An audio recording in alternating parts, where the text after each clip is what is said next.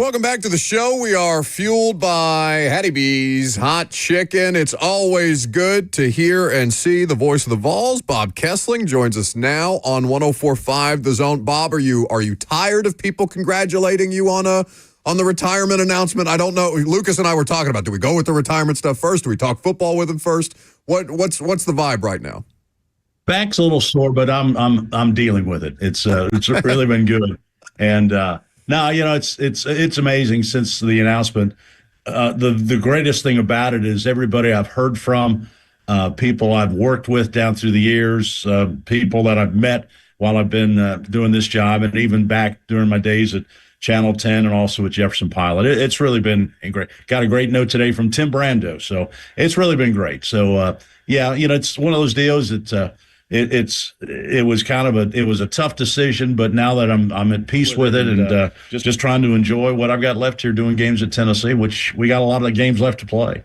No question about it. And of course, we're incredibly happy for you and that you can find that level of peace. I'm sure, not that we have that level of career experience, any of us around here, not to age you, Bob, but it's one of those things that I would imagine it's, coming to a peace with it, especially in jobs like these, right? You could talk forever. You could talk as long as you want to talk in a situation like this, but it's cool to see people who can just kind of find that moment and it be crystallized for them in real time before things, before you don't necessarily get to make your own decisions that way. Yeah, well, in our business, you guys know the posse is somewhere out there. You hope they don't catch up to you, and so you want to get out ahead of the posse. So I think I'm doing that. I got to tell you a story, though. On Saturday, I did a doubleheader. I did the basketball game in Louisville, and the way the game was at noon, and so we all thought, well, what the team charter is supposed to go back here at 4, and the game's not until 7. We'll be in good shape. So we do the game, and we go in to get on the bus, and they tell us that our plane. This is like at 2:45. Our plane is still in Greensboro getting gassed up. And so the plane gets to Louisville. We go to the airport at 4:30, and we finally load the plane about 5. Now, the Vol Network broadcast starts at 5, and I'm sitting on the tarmac at Louisville. So we get to we land in Knoxville at 5:45. They luckily got the bus a police escort. We get on the bus. We head to the stadium. We get to the arena at 6:35. They have a gator there to get me over to the press box gate. I get in the press box, fight through the crowd and all that kind of stuff. Get to the booth at 6:45, 1 minute before the billboard to begin the broadcast started. So I gave a few people in the press box a heart attack, but we made it and didn't miss. The show must go on. You guys know that. Is that the closest call it has to be the closest call you've ever had as far as that kind of stuff goes? Nah, I had one in Fayetteville one time. I was doing an NCAA tournament game for Westwood 1 or something like that, and we had ice and snow, and I think I pulled in about 30 seconds that time before the broadcast. But anyway, it makes good stories and good stuff to talk about at the Rotary clubs and everything. But I haven't missed a game. I've never missed a game in 26 years for football, and I wasn't about ready to start Saturday night. That is a part of the reason why Bob Kesling is a Hall of Famer. He joins us now, voice of the Vols. They got a big one in Athens this coming weekend, especially with everything that's going on in the college football playoff standing right now. Bob, always enjoyed hearing your stories when you made that transition to be the voice of the Vols in the late 90s when John Ward announced his retirement, all the conversations that you had with Doug Dickey at the time and with Pat Summitt. Could you take us back to the conversation that you had with Pat Summitt about taking on that role, maybe some of the apprehension that you would have had at that time and what she would have told you then after working with her for all those years as being the voice of the Lady Vols? Yeah, Pat was really great, and she always told me, you got to get better. I mean, anything you do, you got to get better. That's what her philosophy was with the players. And so I remember we had lunch one time, and this was like in 86 or 87, and she just won her first national championship. So that'd be 87 that summer. And I'd been doing the same stuff at Channel 10 for a while, doing Lady Vol basketball, some UT baseball, and some other stuff. But, my career wasn't moving as fast as I thought maybe it should be, and that couldn't figure out why ESPN, CBS, and ABC weren't seeing my greatness. How come I wasn't moving up quickly? Shame on them, by the way. Shame on them. Yeah, I had lunch with Pat downtown at the old soup kitchen, and we were sitting there. And I asked her, I said, she went to the Final Four, guys, 7 times before she won a national championship. And so I asked her, what kept you going? What kept you motivated? She said, well, I knew we were close, and so I had to figure out why. So I went to Phil Jackson, figured out how to run the triangle offense because we had Shamika Holtzclaw coming in, and he was running plays for Michael Jordan. I wanted to run those same plays. Went to Jim Boeheim to learn how to play zone defense. I just broke down everything we're doing, and I just knew I had to get better. And so I wasn't there to ask her to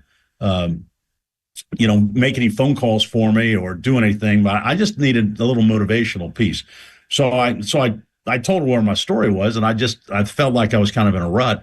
And she leaned across the table and gave me the stare, and she said, the reason you're not moving up, you're not good enough. You got to get better. And she said, we put your broadcast over in all our games so we know what the score is and all that stuff. And I think you do a great job, but somebody doesn't. So you better get back tonight and start working harder. And it was like she hit me in the head with a hammer. But she was right. And so I started working harder, listening to my broadcast, listening to everything I did at Channel 10. And the next year I get a call from Jefferson Pilot, and the whole thing changes. So it's just a great story that she did for so many people. This is about hard work and being dedicated. And so she really helped me kind of get over that hump and move my career forward. So I'm indebted to her for that. Very cool story. Bob Kesling, voice of the Vols, here with us on 104.5 The Zone. So this game in Athens, Bob, is a huge one. I'm sure you saw the college football playoff rankings last night. The committee dropping Georgia significantly and also allowing a couple of teams here to leapfrog Tennessee, creating what feels like an elimination game here coming up in Week 12 of the college football season. What's kind of the tenor around this game as you get ready to tell the story leading up and also in real time? Well, I think this playoff deal is going to change every single week. Sure. I mean, there'll be drastic flip-flops next week as well. Part of that is the drama and that the committee is making and trying to sort out who beat when and who beat this guy and when they do it and how impressive was it, all that stuff. But I do agree that this looks to be, especially for Georgia, an elimination game. I don't see how they could make the playoffs with 3 losses. And Tennessee, obviously, if they can beat Georgia, the stock goes way up. So I think it's a very meaningful game for both of these teams. Tennessee struggled with Georgia. Everybody has. I mean, they've won 28 straight games at Sanford Stadium, so that's not an easy place to go play. And I think Tennessee knows that.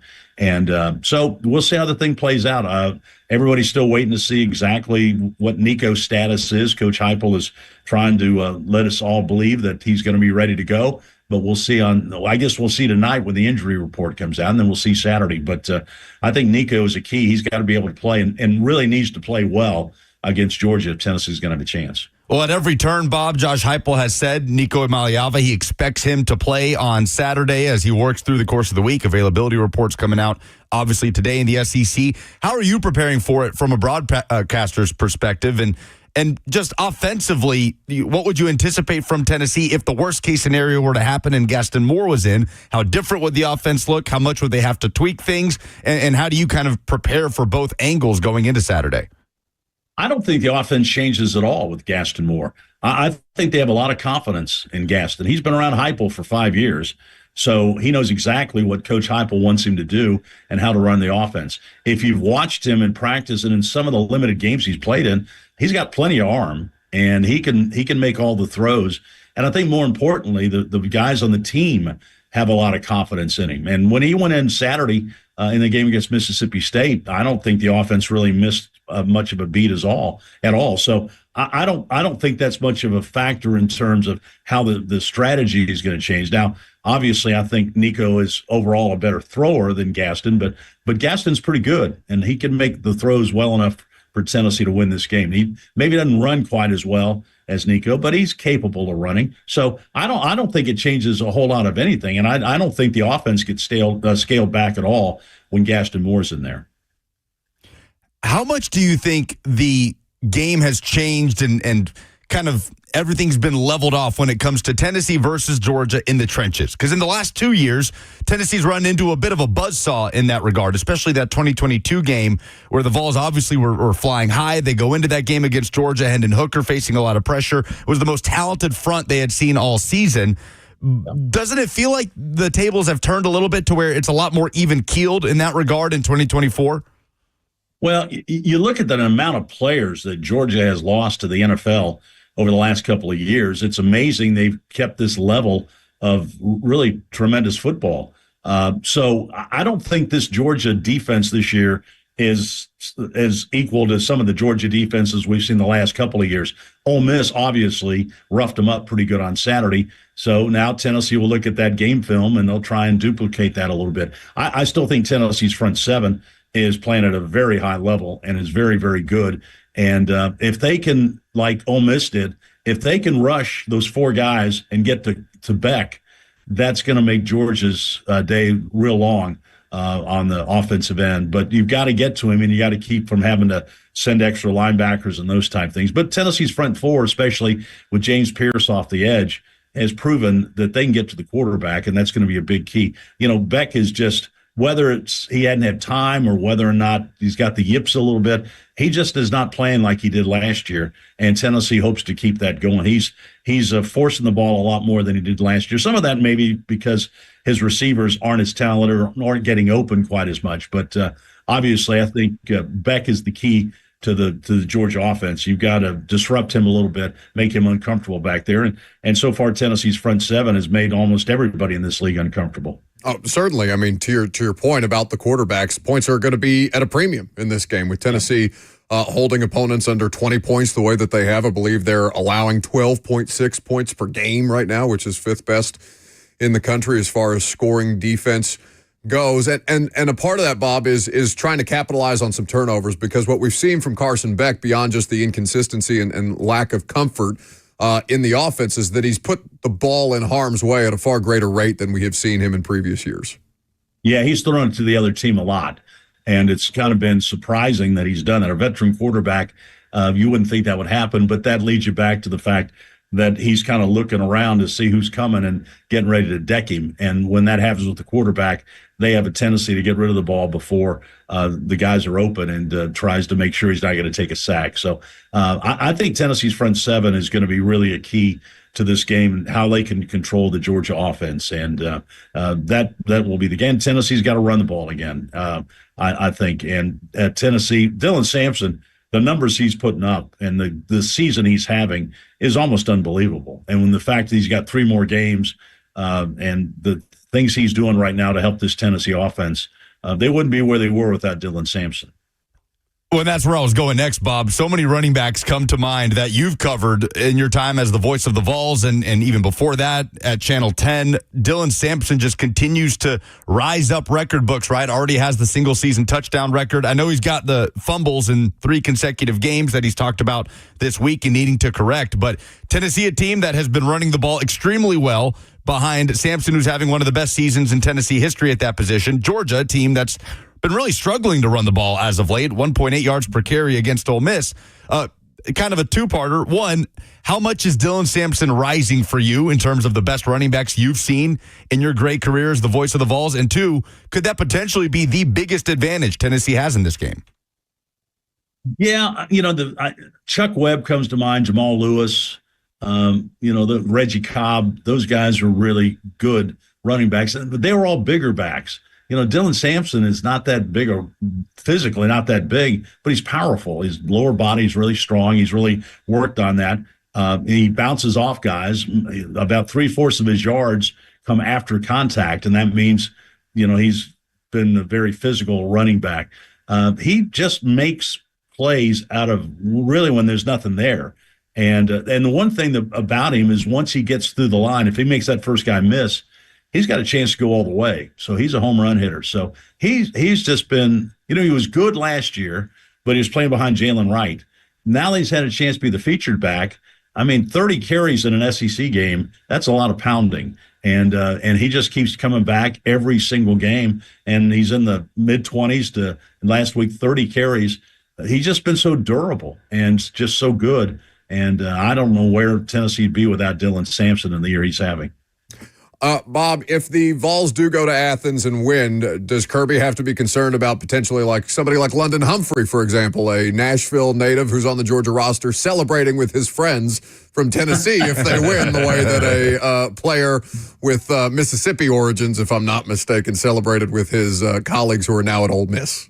That'd be fine with me. He can do whatever he wants to. As long as Tennessee wins the game, they can all do whatever they want to. So that'd be fine. But, it's going to be a tough game Saturday. And I think all these people that think that Georgia is dead and buried, I think they might want to rethink that. Georgia will be ready. Georgia will give Tennessee a really good shot. And Tennessee is going to play really well to win that game. Should be electric on Saturday night, and you know where you can hear Bob Kesling and Pat Ryan, the voice of the Vols, on the Vol Network right here on 104.5 The Zone and across the state of Tennessee. Bob, it's always great to see you. Thank you so much for taking some time out of your week. And, I know you're getting congratulations all over the place, but know that we're incredibly happy for you and your family, and thank you for everything that you've done for everybody who's enjoyed listening to you over the years. I appreciate you guys. I'll talk to you soon. Enjoy the games this week. The main man. Thanks, Bob. Bob Kesling there with us on 104.5 The Zone. 615-737-1045 is the number. Coming up next, we will do some SEC observations. But in the meantime, there is a bit of NFL news that I suppose we could sprinkle in to that as well. I'm Buck Reising. It's 104.5 The Zone.